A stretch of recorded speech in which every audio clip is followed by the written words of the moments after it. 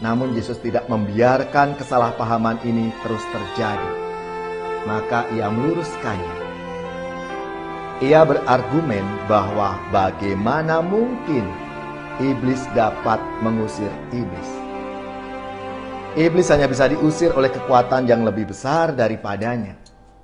Maka Yesus menjawab apa yang menjadi pandangan mereka itu. Bagaimana iblis dapat mengusir iblis? Saudari-saudaraku yang terkasih, berjumpa kembali bersama saya Inspirasiku di Antara. Renungan Harian Senin 22 Januari, Pekan Biasa yang ketiga. Semoga kita bersama keluarga dan komunitas kita selalu dalam keadaan baik, tetap sehat, dan bersemangat. Marilah kita mengawali renungan kita hari ini dengan tanda kemenangan Kristus. Dalam nama Bapa dan Putra dan Roh Kudus. Amin. Allah Bapa yang Maha Baik, Engkau telah mengikat perjanjian dengan kami melalui Putra-Mu yang terkasih, Tuhan kami, Yesus Kristus.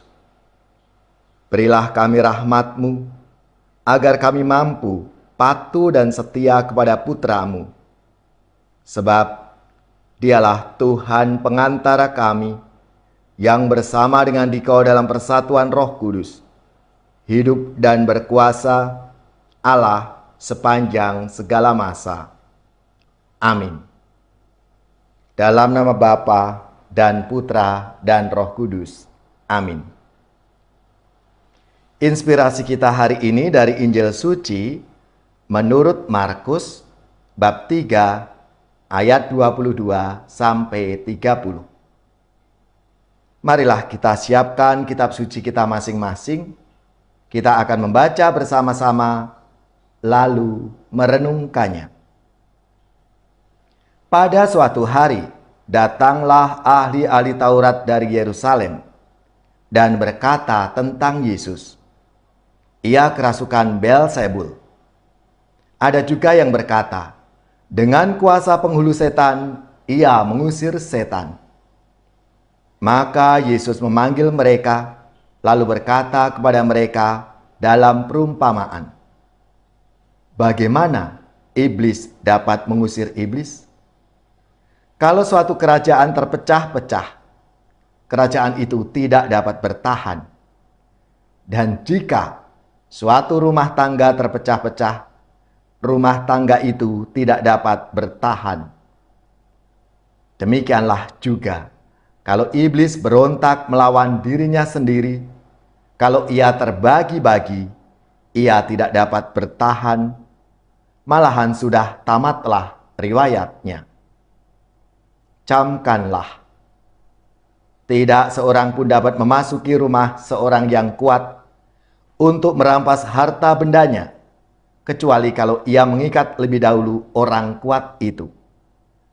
Lalu barulah ia dapat merampok rumah itu.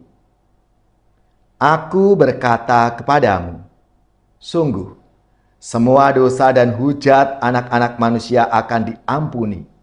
Ya, semua hujat yang mereka ucapkan. Tetapi, apabila seorang penghujat Roh Kudus, ia tidak akan mendapat ampun untuk selama-lamanya. Sebab dosa yang dilakukannya adalah dosa yang kekal. Yesus berkata demikian karena mereka bilang bahwa ia kerasukan roh jahat. Demikianlah sabda Tuhan. Terpujilah Kristus.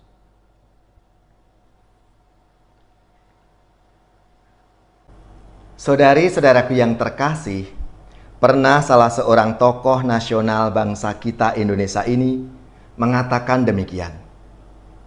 Konflik yang terjadi dalam masyarakat kita itu sebetulnya hanya dipicu oleh dua hal.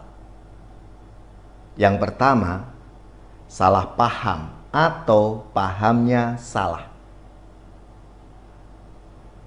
Kalau kita merenungkan dengan sungguh-sungguh mencermati apa yang dikatakan oleh seorang tokoh nasional itu, maka kita bisa mengamini, kita setuju apa yang ia katakan, bahwa memang banyak konflik yang terjadi karena salah paham dan paham yang salah atau keliru. Dan itu seringkali dipertahankan karena dianggap sebagai kebenaran. Saudari-saudaraku yang terkasih, dalam sabda Tuhan hari ini bicara juga tentang salah paham. Orang banyak yang berkerumun datang di sekitar Yesus merasa bahwa Yesus itu tidak waras lagi. Sementara ahli-ahli Taurat mengatakan bahwa ia kerasukan Beelzebul. Dan ada juga yang mengatakan bahwa dengan kuasa penghulu setan, Yesus mengusir setan. Namun Yesus tidak membiarkan kesalahpahaman ini terus terjadi. Maka ia meluruskannya. Ia berargumen bahwa bagaimana mungkin iblis dapat mengusir iblis. Iblis hanya bisa diusir oleh kekuatan yang lebih besar daripadanya. Maka Yesus menjawab apa yang menjadi pandangan mereka itu. Bagaimana iblis dapat mengusir iblis? Bagaimana kalau suatu kerajaan terpecah-pecah? Kerajaan itu pasti tidak bisa bertahan. Suatu rumah tangga yang terpecah-pecah, rumah tangga itu pun juga tidak akan bisa bertahan. Karena apa? Iblis, kuasa jahat hanya bisa diusir oleh kekuatan yang lebih besar daripadanya. Oleh karena itu, jangan sampai kesalahpahaman menggerogoti persaudaraan dan persahabatan kita dengan tetangga kita, dengan saudara-saudari kita. Jangan sampai meruntuhkan kekompakan dan keharmonisan kita dalam keluarga, komunitas, dan organisasi. Jangan sampai memutuskan tali kasih di antara kita yang percaya kepada Tuhan. Saudara-saudariku yang terkasih, kesalahpahaman sangat mungkin terjadi, maka hindari dengan cara berani mendengarkan secara tulus dan seksama penjelasan dan perkataan orang lain tentang dirinya atau tentang sesuatu yang ia katakan, supaya tidak ada kesalahpahaman di antara kita dan kita bisa bertanya satu sama lain. Marilah saudari-saudaraku yang terkasih, kita semua dipanggil untuk menjadi rahmat, menjadi berkat bagi sesama kita, saling bersaudara satu sama lain. Ya Tuhan, buatlah kami mampu mendengarkan dan menerima penjelasan orang lain, sehingga kami terhindar dari kesalahpahaman yang dapat menimbulkan konflik.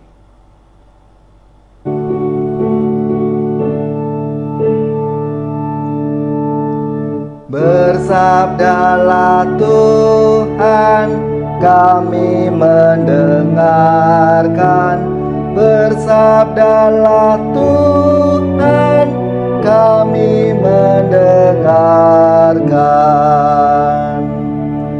Pada sabda Tuhan, kami akan patuh. Pada sabda Tuhan, kami akan patuh.